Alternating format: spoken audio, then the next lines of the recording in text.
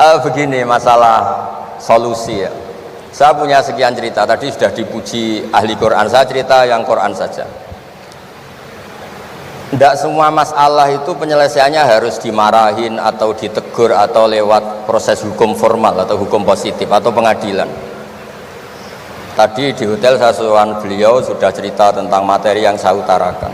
Begini ada sekian contoh dan itu awal dari nggak ada kekerasan, tetap menjaga ukhuwah karena modelnya penyelesaian yang tidak menyinggung, tidak mengadili, tidak mendiskreditkan, tidak memojokkan. Saya punya sekian cerita dan ini boleh dikulak Pak Munjid untuk ngiai di UGM, saya sahkan tanpa hak royalti. Saya itu sering Prof, kiai-kiai yang jadi mubalak sering terima kasih sampai Gus, alhamdulillah kulaannya bisa saya jual katanya. Karena saya ini sudah kiai resi, gak mau kemana-mana, tapi yang kulaan banyak diretailkan. Terus terima kasihnya sama saya, dan karena saya ikhlas ya tidak dapat royalti. Tapi sudahlah, royaltinya surga saja. Saya cerita yang rileks-rileks. Khalilur Rahman Ibrahim itu pernah ingin, karena penat ya, mikir umat itu penat, capek, ingin masalahnya selesai dan nggak mungkin selesai, sehingga beliau minta umur panjang supaya punya waktu panjang untuk menyelesaikan problem umat. Sama Allah nggak dijawab. Ada orang tua yang sudah renta tua sekali, karena Nabi Ibrahim itu adalah terkenal dermawan, dipanggil terus dikasih kurma. Dikasih kurma itu makan itu meler lagi, makan meler lagi. Terus Nabi Ibrahim masuk kamar, ya Allah saya batalkan doa minta umur sampai tua. Ternyata engkau jawab, kalau terlalu tua kayak itu. Terus kedua Nabi Daud, ini cerita dulu ya, jangan ditiru, saya ulang lagi cerita dulu, jangan ditiru. Nabi Daud itu terkenalnya ini, itu punya istri itu 99, ini cerita dulu, kalau sekarang maksimal 4, itu saja kalau berani. Kata orang Madura itu kalau ingin punya istri 2, 4 itu 1 tambah 1 sama dengan 0 Gus, karena semuanya lari. Tapi ketika melihat satu perempuan yang cantik itu beliau ingin sekali. Ketika penasihatnya bilang engkau sudah punya 99 tapi tidak ada yang kayak itu. Saya masih ingat sama Profesor Jenny ketika nerjemah inna hadza akhi lahu tisuna najah itu, saya tanya sama Prof Jenny, abahnya Bu Ovain, Pak Jenny kenapa masih ingin yang satu lagi padahal sudah punya 99?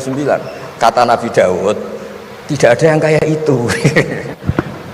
Terus saya guyon sama beliau, berani berargumentasi ini depan Bu Latifah, ya jangan, ini kata Nabi Daud, tidak kata saya. Singkat cerita terus Allah ternyata nggak negur Nabi Daud dengan apalagi mempermalukan, negur depan umum atau di medsos atau yang mempermalukan. Allah bikin drama, yaitu ngutus 2 malaikat. Nabi Daud pas itu raja, 2 malaikat datang tergopoh-gopoh menunjukkan kalau sedang ada masalah yang serius, yang sekrusial. Nabi Daud sampai kaget, fafazi aminhum, kaget betul Nabi Daud, tahu-tahu ada orang di depannya terus tanya, kenapa kamu tergopoh-gopoh? Saya ini punya masalah berat ya Nabi Allah Daud. Apa masalah kamu? Ini saudara saya sudah punya kambing 99, minta saya yang punya kambing hanya 1, gimana cara jenengan? Oh kamu udah adil, kamu rakus, dimaki-maki yang punya 99. Sudah ini keputusan final, sudah pulang. Bareng setelah pulang, loh itu gue banget kata Nabi Daud. Enggak ditegur, Allah pakai drama. Jadi masalah sekarang adalah amar ma'ruf nahi mungkar sudah kehilangan seni bikin yang tanpa masalah, yang tidak menimbulkan masalah baru gitu. Jadi intinya itu ada penyelesaian masalah yang tidak harus seperti itu gitu, pakai drama, pakai apalah yang. Terus cerita ketiga, banyak peristiwa-peristiwa sosial, saya ulang lagi, peristiwa-peristiwa sosial yang penyelesaiannya itu juga agak lewat pengadilan. Ada ayat wa Daud wa Sulaiman idh yahkumani fil harthi idh nafashat fihi wa namul qaum. Itu yang diceritakan di beberapa tafsir. Ada cerita unik begini, ada 2 perempuan kakak beradik, sama-sama punya anak, kebetulan sama-sama ganteng. Karena masih kecil itu kan mirip, saya ulang lagi, karena masih kecil itu mirip, karena sama-sama Arab, tidak Arab sama Kebumen. Kalau sama Kebumen kan hidungnya beda, sama-sama Arab, bukan sama-sama Arab, sama-sama ganteng. Singkat cerita, yang satu ini dimakan serigala, anaknya yang satu dimakan serigala. Kemudian semuanya mengklaim yang dimakan tuh anak kamu, bukan anak saya, sehingga anak satu ini milik saya. Yang satu bilang, ini anak saya yang selamat, yang anak kamu dimakan serigala. Nabi Daud ketika ada pengadilan seperti itu menghukumi yang argumentasinya meyakinkan. Sudah, ini milik kamu karena kamu lebih berargumentasi. Setelah keluar, kata Nabi Sulaiman, pas itu masih kecil, kalau hakimnya saya, keputusannya tidak seperti itu.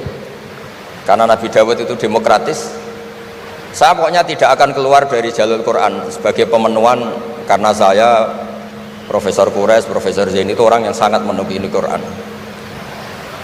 Terus kata Nabi Dawud, Sulaiman sini, sudah kamu saja yang mengadili. Ternyata apa Nabi Sulaiman itu? Ngambil pisau.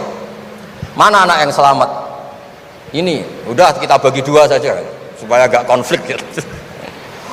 Terus ada yang nangis histeris, menangis nangis, yang satu tenang saja. Terus sama Nabi Sulaiman, anaknya dikasihkan yang nangis. Ini ibu beneran ini, berarti ini ibunya beneran ini, anaknya mau dipotong nangis, kamu mesti ndak, masa anaknya mau dipotong diam aja. jadi ternyata sebagian pengadilan dulu itu pakai perangkat psikologis, gak mungkin secara naluri normal orang anaknya mau dipotong membiarkan, itu pasti ada ibunya itu. Akhirnya dimenangkan yang nangis tadi.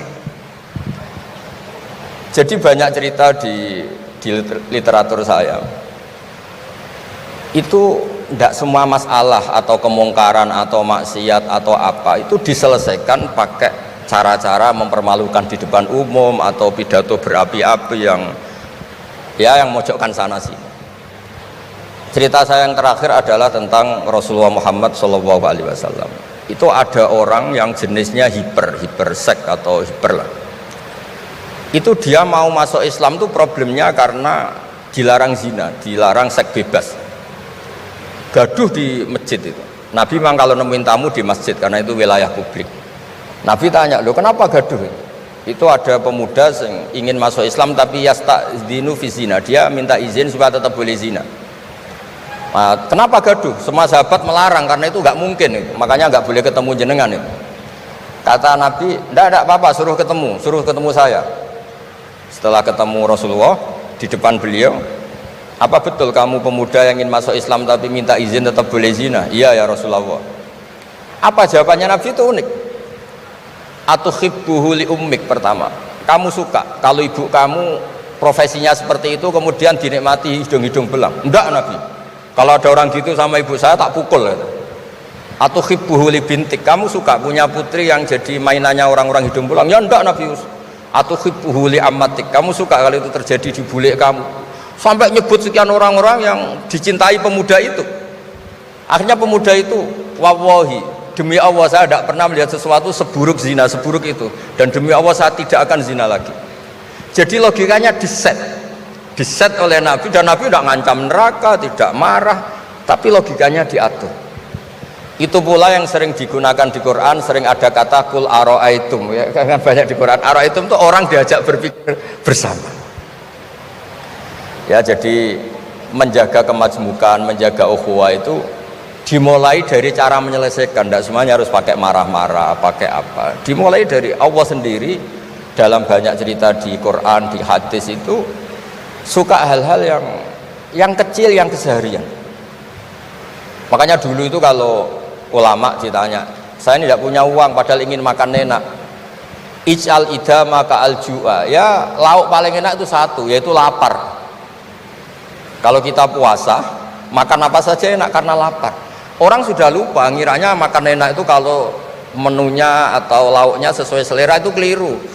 Ij'al idama ka al-ju', jadikan lauk terbaik adalah lapar. Wah, kita mau tidur gak enak gini-gini, ingin cari tempat yang enak, ya makanya Kiai kuno kalau nasihati anak-anaknya, kamu kalau ngaji makan yang enak, tidur yang enak. Maknanya jangan tidur kalau gak ngantuk banget, jangan makan kalau tidak lapar banget. Itu pasti semuanya menjadi enak. Nah, orang sudah melupakan kearifan begitu, sehingga solusi-solusi yang dibikin ini lompatannya malah kacau, karena sebetulnya itu ndak adatnya Allah. Terus yang terakhir, ini makalah yang saya bawa dari dalam. Ini mungkin nanti Pak Munjid bisa belajar. Bisa ya tadi, bisa dijual ini. Karena sekarang itu ngaji itu pokoknya keren lah sekarang itu. Ngaji sekarang tuh fid dunya hasanah wa fil akhirati hasanah. Dulu ngaji itu hanya fil akhirati hasanah, enggak dapat apa-apa. Kalau sekarang tuh fid dunya hasanah wa fil akhirati enggak jelas. Karena sudah dapat upah itu. Nah, ini cerita, ini di tafsir Qurtubi, nafsiri ayat la khaira fi katsirin min najwahum illa man amara bi shadaqatin. Ikutnya suratun Nisa, nanti bisa dicari di, ya kalau orang UGM mungkin di googling mungkin 114 ayatnya. Sistem di pengadilan Indonesia, misalnya ada orang sengketa, kadang-kadang dilaporkan ke polisi itu silakan selesaikan secara kekeluargaan. Itu ternyata ini di tafsir Qurtubi di kitab saya baca teksnya supaya nanti ditasih Pak Quraisy. Wa kataba Umaru ila Abi Musa al-Asy'ari radhiyallahu anhu qol rudda al-khusuma hatta yastalihu fa inna faslal qada'i yuristu bainahum ad-dhahain. Jadi kalau ada orang sengketa, silahkan kembalikan yang sengketa, kata Sayyidina Umar. Jangan-jangan mereka punya solusi kekeluargaan. Karena kalau diputuskan di pengadilan itu bisa yurisud dhahain, bisa melahirkan dendam, hasud, dengki. Tapi kalau mereka diselesaikan dengan logika mereka sendiri, dengan kearifan mereka sendiri, maka itu lebih baik. Ini juga yang dilupakan, setiap ada masalah itu dikasuskan di pengadilan. Padahal ini andaikan saya dalam posisi pengamat politik mungkin cerita, padahal bisa diselesaikan dijadikan menteri misal, tapi itu tidak wilayah saya. Tapi itu tidak wilayah saya. Andaikan saya datang sebagai pengamat politik mungkin contohnya itu, tapi saya tidak masuk wilayah itu.